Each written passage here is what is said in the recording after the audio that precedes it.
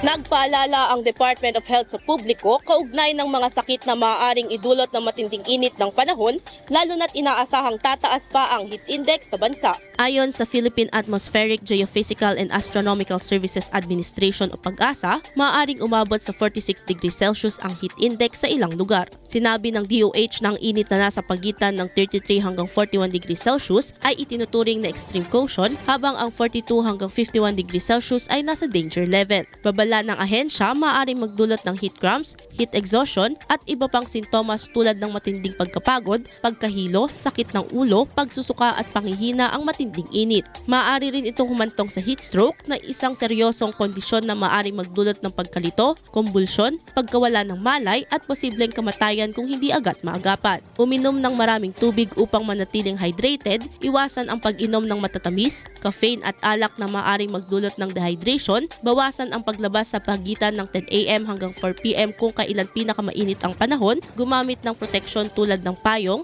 sombrero at sunblock kapag lalabas at magsuot ng preskong damit upang hindi mainitan. Tiniyak ng DOH na patuloy nilang imomonitor ang lagay ng panahon upang mapanatiling ligtas ang publiko ngayong tag-init. Para sa IFM News, ako si Idol Sena Mariakdang, Idol! IFM News.